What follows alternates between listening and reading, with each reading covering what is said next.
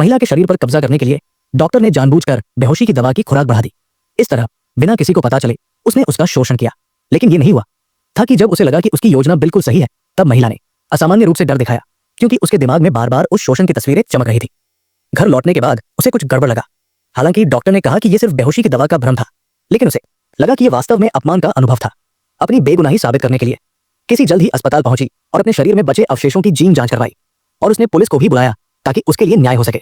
लेकिन हैरानी की बात यह थी कि अपनी आपबीती सुनाने के बाद शेरिफ ने उस पर बिल्कुल भी भरोसा नहीं किया, क्योंकि वो डॉक्टर छोटे शहर में बहुत प्रतिष्ठित था।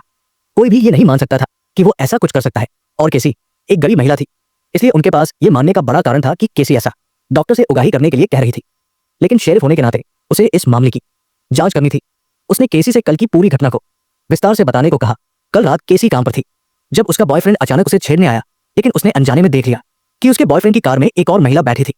गुस्से में उसने अपने बॉयफ्रेंड को धक्का देकर बाहर निकाल दिया, लेकिन तुरंत बॉयफ्रेंड ने पलटवार किया, जिससे केसी का बायां हाथ घायल हो गया। मजबूरी में उसे तुरंत अस्पताल जाना पड़ा इलाज के लिए, और उसकी ऐसी हालत देखकर डॉक्टर चार्ली ने उस पर हाथ पैर चलाना शुरू कर दिया, और इलाज के दौरान उसने केसी को पूरे शरीर की बेहोशी देने के लिए मजबूर किया। और फिर एक ऐसी घटना हुई जिसे बयान नहीं किया जा सकता। केसी की बात सुनने के बाद शेरिफ के मन में कुछ हद तक तस्वीर साफ हो गई थी। उसने जल्द ही अपने आदमियों को डॉक्टर चार्ली से पूछताछ के लिए भेजा। आप पर बलात्कार का आरोप लगाया जा रहा है, आपने उसे दवा दी और पिछले रात उसका शोषण किया। पुलिस को ऐसा कहते सुन चार्ली हैरान रह गया। एक उच्च प्रतिष्ठित डॉक्टर के रूप में वो ऐसा कैसे कर सकता था? लेकिन जब पुलिस ने पिछले रात की घटना के बारे में पूछा, तो डॉक्टर ने केसी से पूरी तरह अलग कहानी बताई। मूल रूप से वो किसी और के गिरने की चोट का इलाज कर रहा था, लेकिन तभी नशे में धुत केसी अचानक अंदर आ गई और लगातार चिल्लाती रही। दूसरे मरीजों को परेशान न करने के लिए उसे पहले इलाज कक्ष में ले जाना पड़ा, लेकिन इस दौरान केसी ने अचानक डॉक्टर से खुद को शांत करने की इंजेक्शन लगाने की मांग की। हालांकि चार्ली ने बार बार बताया कि शांत करने वाली दवा से भ्रम हो सकता है, लेकिन केसी के कड़े आग्रह पर उसने मजबूरी में उसे इंजेक्शन लगा दिया। लेकिन इसके बाद केसी सिर्फ सो गई और कुछ भी नहीं हुआ। अब सबके फोन की बैटरी कितनी है, कमेंट में बताएं। एक ही बैटरी प्रतिशत वाले दोस्त बन सकते हैं। एक उच्च प्रतिष्ठित डॉक्टर के रूप में पुलिस ने स्वाभाविक रूप से चार्ली की बात पर भरोसा किया, लेकिन ऊपर वालों को जवाब देने के लिए उसने चार्ली से एक ट्यूब खून निकालने को कहा ताकि जीन जांच हो सके। हालांकि केसी को यह उम्मीद नहीं थी कि जीन अनुक्रमण से पता चला कि दोनों का कोई संबंध नहीं था, जिसका मतलब था कि केसी का शोषण करने वाला कोई और था। मामला एकदम से रहस्यमय हो गया और केसी को स्वाभाविक रूप से ऐसा परिणाम स्वीकार नहीं था। उसने शेरिफ पर गुप्त रूप से काम करने का आरोप लगाया, कहा कि डॉक्टर को बचाने के लिए उसने जांच के नतीजे बदल दिए। ऐसा सुनकर शेरिफ को लगा कि उस पर अन्याय हुआ है। उसने तुरंत अपने मातहत को फोन किया और पूछा कि क्या उसने अपनी आंखों से डॉक्टर का खून निकलते देखा था। नकारात्मक जवाब मिलने पर शेरिफ तुरंत डॉक्टर के पास पहुंचा। उसने जांच के नतीजे में गलती का बहाना बनाकर डॉक्टर से फिर से खून निकालने को कहा, और इस बार शेरिफ ने अपनी आंखों से सुई को डॉक्टर की बाह में जाते देखा। हालांकि हैरानी की बात यह थी कि जांच का नतीजा फिर भी मेल नहीं खाया। जब केसी फिर से थाने में हंगामा करने आई तो शेरिफ पूरी तरह गुस्सा हो गया। उसका मानना था कि केसी जबरदस्ती तर्क कर रही थी। एक ईमानदार डॉक्टर को बार बार एक पागल महिला के बदनामी का सामना करना पड़ रहा था। शेरिफ ने उसे चेतावनी दी कि अगर वो बिना वजह हंगामा करती रही तो वो उसे तुरंत जेल में डाल देगा। शेरिफ को गुस्से में देखकर बेबस केसी को मुड़कर चले जाना पड़ा। अपने बेटी को इस अंधेरे से निकालने के लिए उसके पिता ने अपनी सारी जमा पूंजी खर्च कर दी और उसे मानसिक अस्पताल में भर्ती करवा दिया। कुछ समय के इलाज के बाद केसी का मनोभाव थोड़ा शांत हुआ। जब वो अस्पताल से बाहर आई तो उसने नई जिंदगी शुरू करने का फैसला किया। उसका पूरा परिवार छोटे शहर से एक और दूर के इलाके में चला गया ताकि केसी लोगों की अजीब नजरों से दूर रह सके। पहले तो वो मामले को शांत करना चाहती थी, लेकिन जितना सोचती उतना गुस्सा बढ़ता गया। फिर वो थाने पहुंची ताकि पुलिस उसके लिए न्याय कर सके, लेकिन उसे उम्मीद नहीं थी कि पुलिस की जांच में पता चला कि ये मामला पहले ही बंद हो चुका है। केस को फिर से खोलने के लिए उसे घटनास्थल के स्थानीय थाने में जाना होगा, और अगर पर्याप्त सबूत नहीं हुए तो नतीजा वही रहेगा जो पहले था। मजबूरी में केसी अपने पिता के पास गई। उसकी मनोहार पर पिता ने अपनी पैतृक संपत्ति बेचकर एक निजी जासूस को काम पर रखने में उसकी मदद करने का वादा किया। लोन मिलने के बाद केसी जल्द ही एक ऐसे जासूस के पास पहुंची जो पहले देश के लिए काम कर चुका था। केस को फिर से खोलने के लिए दोनों ने अलग अलग काम शुरू किया। केसी ने अस्पताल के दोस्त से मदद मांगी और उन महिलाओं की सूची हासिल की जो अब इस अस्पताल में इलाज के लिए नहीं आती थी। वो एक एक दरवाजा खटखटाने लगी, ये उम्मीद करते हुए कि कोई उसके साथ मिलकर डॉक्टर पर मुकदमा करेगा ताकि उसकी बेगुनाही साबित हो सके।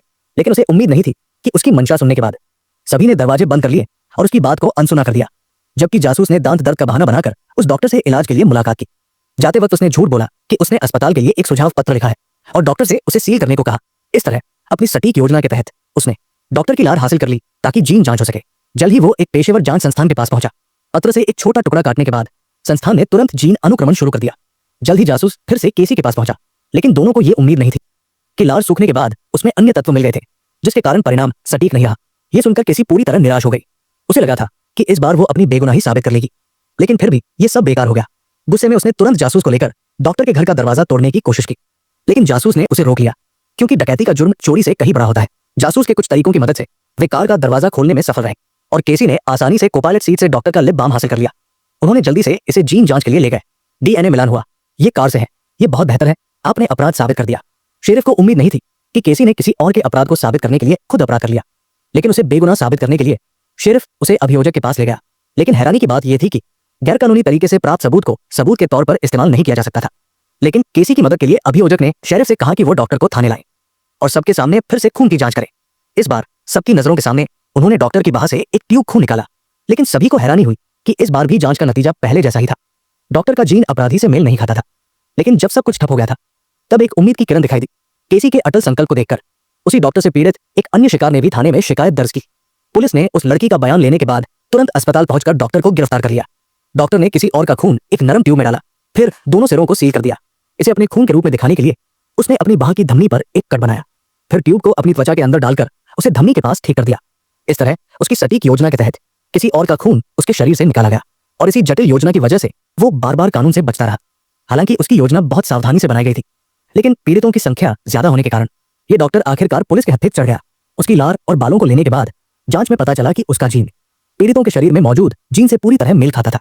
ये पूरी तरह साबित करता था कि वही केसी के शोषण का असली गुनहगार था। लेकिन कोर्ट में डॉक्टर के वकील की चालाकी ने केसी को फिर से नीचे कर दिया। उसने कहा कि केसी का शोषण नहीं हुआ था, बल्कि उसने अपनी मर्जी से डॉक्टर के साथ संबंध बनाए थे। लेकिन चूंकि डॉक्टर शादीशुदा था और उसे कोई वादा नहीं दे सकता था, इसलिए बदला लेने के लिए केसी ने शोषण का आरोप लगाया। वकील की बात सुनकर सभी चुप हो गए। सिर्फ केसी अभी भी अपनी बेगुनाही के लिए लड़ रही थी। मुझे पता है कि क्या हुआ। मैंने इसे देखा।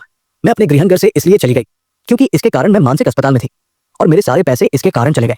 डॉक्टर के पास मुझसे कहीं ज्यादा शिक्षा है, लेकिन मैं जानती हूं कि मैं कौन हूं और मैं झूठी नहीं हूं।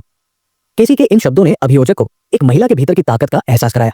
हालांकि दूसरी सुनवाई में वकील ने केसी की आर्थिक स्थिति को बहस का आधार बनाया। उसने कहा कि केसी ने यह सब पैसों के लिए किया। सभी जानते हैं कि डॉक्टर एक उच्च वेतन वाला पेशा है और वो ऐसा सिर्फ इसलिए कर रही थी ताकि डॉक्टर से मोटी रकम हासिल कर सके। वकील की चालाकी से केसी बहुत गुस्सा हुई, लेकिन कोर्ट से बाहर निकलते वक्त उसे एक बोझ से मुक्ति का एहसास हुआ। उसने जितना प्रयास करना था वो किया, जितना लड़ना था वो लड़ा। अगर इस बार भी कानून उसके लिए न्याय नहीं कर सका तो उसे कोई पछतावा नहीं था। इस पूरे सफर में उसे अपने परिवार, दोस्तों और शेरिफ की मदद मिली। चाहे जो भी नतीजा हो, वो उसे सहर्ष स्वीकार कर लेगी। जल्द ही कोर्ट में आखिरी सुनवाई का दिन आ गया और इस बार का नतीजा ये तय करेगा कि डॉक्टर को सजा मिलेगी या नहीं। हाँ, हमने फैसला सुना दिया। हम प्रतिवादी को दोषी पाते हैं। ऐसा नतीजा सुनकर केसी को आखिरकार राहत मिली। अपनी बेगुनाही साबित करने के लिए उसकी मेहनत को वहां मौजूद सभी लोगों ने सराहा और प्रोत्साहित किया। हालांकि ये प्रक्रिया कठिन और लंबी थी, लेकिन अच्छी बात यह थी कि नतीजा निराशाजनक नहीं रहा। केसी ने अपनी अडिग इच्छा शक्ति के दम पर आखिरकार अपनी बेगुनाही साबित कर दिखाई और इसके साथ ही फिल्म खत्म हो गई।